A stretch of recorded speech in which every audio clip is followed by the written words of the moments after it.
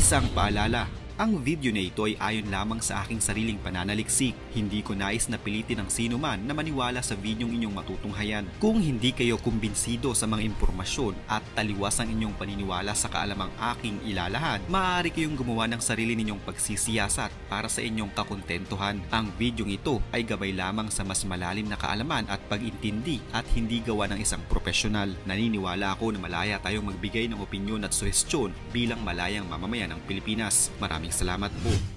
Ang pakikidigma sa kahit anong paraan mong titignan ay hindi madali, mula sa mga armas na iyong gagamitin, sa mga tao na makikipaglaban at syempre ang pera na gagastusin mo para mas maging epektibo ang lahat ng ito.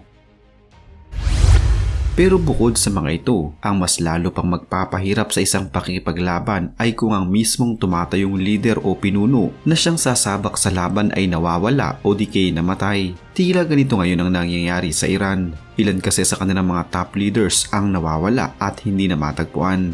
Ayon sa ilan, maaaring isa umano sila sa mga nasawi sa ginawang pag-atake ng Israel sa kanilang bansa. Ayon mismo sa Iranian security officials, hindi na umano nila makita pang muli at wala silang narinig pang balita tungkol kay Ismail Qani mula nang umatake ang Israel sa Beirut sa bansang Lebanon noong nakaraang linggo kung saan naroroon siya. Ang Quds Force commander na si Ismail Qani ay nagtungo sa Lebanon matapos mapaslang ng puwersa ng Israel ang leader ng Hezbollah na si Hassan Nasrallah. At mula na nga noon ay wala na silang narinig na kahit anong balita tungkol kay Qani. Ito ay ayon mismo sa dalawang senior Iranian security officials. Ayon sa isang opisyal, si Qani ay namamalagi sa southern suburbs ng Beirut sa Lebanon. Mula umano nang magsimula ang Israel na tugisin ng mga top leaders ng kanilang mga kalaban, wala na silang naging balita tungkol kay Qani. Kahit ng mga Iranian officials at ng Hezbollah ay hindi din makontak si Qani. Si Qani ang napili ng Tehran upang pamuno ng Islamic Revolutionary Guards Corps ng Iran para sa Overseas Military Intelligence Service para sa Quds Force. Ito ay matapos mapaslang ng puwersa naman ng Estados Unidos ang pinalitan nito noon sa kanyang posisyon at dating leader ng naturang organisasyon. Nangyari ang pagpaslang sa dating leader na ito na si Qasem Soleimani sa isang drone strike sa Baghdad noong taong 2020. Noon pa man kasi, ang Islamic Revolutionary Guard Corps o IRGC ay itinuturing na ng bansang Estados Unidos bilang isang terrorist organization. Si Qani ay tinuturing na isa sa mga top generals ng Iran. Veterano na siya pagdating sa paghawak ng mga tao, kaya naman siya ang napili ng Tehran na pamunuan ng Quds na sa kasalukuyan ay 4 na taon na niya itong pinapatakbo. Ang Quds ay ang itinuturing na elite branch ng Islamic Revolutionary Guard Corps. Ang pangunahin nitong tungkulin ay ang maging Iranian proxy sa buong West Asia, gaya na lamang ng Hezbollah sa Lebanon, Houthis sa Yemen, Hamas sa Gaza at iba pang mga grupo na nakadestino naman sa Iraq at Syria, na tinatawag pa ng Iran bilang kanilang Axis of Resistance. Ang puwersa ng Israel ay marami nang natarget sa Lebanon mula nang lusubin nila ito. Noong nakaraang buwan lamang, sa kanilang ginawang pag-atake sa Beirut ay napaslang nila si Hassan Nasrallah, ang leader ng Hezbollah. Kasama din sa kanilang napaslang sa kanilang ginawang pag-atake ay ang Islamic Revolutionary Guard Corps commander na si Abbas Nilforoushan. Tila dahil sa nangyari natakot si Qani at nagtago sa Lebanon. Subalit noong nakarang araw lamang ay mas pinatindi pa ng Israel ang kanilang ginawang pag-atake sa naturang bansa. Sa pagkakataong ito ay upang targetin at pabagsakin naman si Hashem Safieddine na itinuturing na papalit kay Nasrallah at magiging bagong leader ng Hezbollah. Subalit si Safieddine ay nawawala din mula nang magsimula ang malalang pag-atake ng Israel sa Beirut. Kasama niya sa Beirut at kagaya din niyang nawawala si Qani. Hindi makita sa kasalukuyan ng dalawang ito at tila nagtatago dahil alam nilang sila ang pinupuntirya ngayon ng puwersa ng Israel. Ayon sa Turkish at Israeli media, si Qani umano ay posibleng kasama sa mga namatay noong atakihin ng Israel ang Beirut noong isang araw lamang. Subalit dahil sa walang mailabas na ebidensyang makapagpapatunay na wala na nga si Qani sa mundo, isa pa ngayon ito sa nagpapahirap sa puwersa ng Iran at nag-iisip kung ano na nga ba ang nangyari sa kanilang leader. Huling nakita ng publiko si Qani sa isang opisina ng Hezbollah sa Iran noon pang nakaraang buwan. Hindi din siya dumalo noong nakaraang Biyernes lamang kung saan nagkaroon ng pagpupulong ang mga supreme leaders ng Iran. Subalit ilang araw lamang matapos inanunsyo ng Iran na nawawala si Khani, sinabi naman ni Iraj Masjedi, ang Deputy Commander ng Quds, na si Khani umano ay nasa mabuting kalagayan at maayos ang kalusugan. Samantala, isa pa sa pinaniniwalaang patay na bunsod ng pag-atake ng Israel sa Lebanon ay si Yahya Sinwar.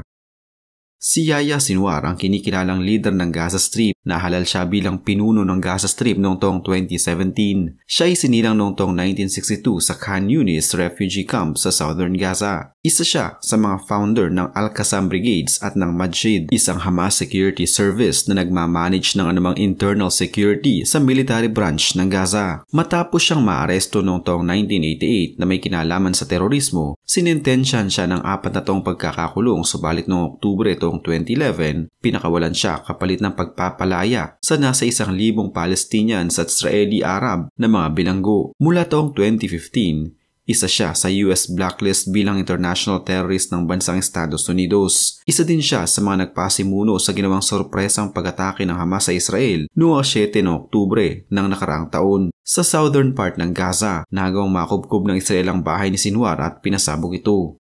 Napabalita noon na si Sinwar ay may nasa 25 kilo ng dinamita na daladala habang pinalilibutan siya ng mga nasa 20 mga bihag.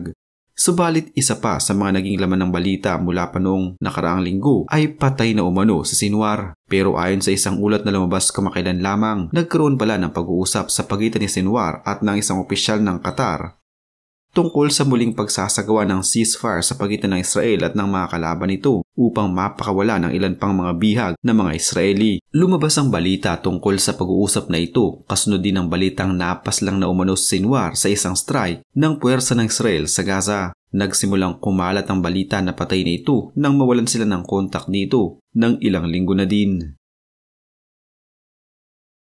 Samantala, matapos ang ilang araw na mas pinatindi pang mga pag-atake ng puwersa ng Israel sa Hezbollah na nagpupugad sa bansang Lebanon, nagpadala na ng mga barkong pangdigma ang bansang Turkey sa Lebanon upang suportahan ito laban sa Israel. Ito umano'y inanunsyo mismo ng Turkey na magpapadala umano sila ng 2 barko mula sa kanilang navy sa Lebanon upang tulungan ito. Subalit ang balitang ito ay pinabulaanan mismo ng gobyerno ng Turkey dahil ayon kay Erdogan, magpapadala sila ng barko sa Lebanon upang sumundo sa mga Turkish na naiipit sa kaguluhan sa naturang bansa. Kasabay nito ay magpapadala din sila ng mga humanitarian aid sa Lebanon upang matulungan ang mga sibilyang naapektuhan ng kaguluhan. Ayon sa mga eksperto, ang video na ito na inilabas ng Hezbollah ay upang ipakita sa Israel na mayroon pa silang mga malalakas na armas na maaari na lang ilabas anumang oras sa sandaling mas lumala pa ang gagawing pag-atake ng Israel sa kanila. At ang mga tunnels na ito ang punteriya ngayon ng Israel. Ayon mismo sa Hezbollah, mayroon talaga silang mga underground tunnels na tumatagos sa kanilang mga underground basement. Tinatawag pa nila ang kanilang underground basement na ito na Missile City. Ang kanilang Missile City ay matatagpuan sa kabundukan sa bandang kanluran ng Lebanon na kung saan sa kabilang panig nito sa silangan ay naroon ang malakas na presensya ng Hezbollah. Ayon sa ilang analyst, ang mga secret tunnels at bunkers ng Hezbollah ay itinuturing nilang mga top secret at ang Imad-4 na nakita sa videong nakasakay sa isang truck na inilalabas mula sa tunnel ay maaaring isa lamang umano sa napakarami nilang ganitong klase ng armas. At hindi din umano ito basta-basta iniiwan ng mga sundalo ng Hezbollah dahil kayang-kaya nilang manatili sa loob ng underground basement ng hanggang ilang buwan nang hindi nagugutom at may sapat na supply na gamit. Kahit umano sirain ng Israel ang buong Lebanon ay hindi nila mararating ang kanilang tinatawag na Missile City.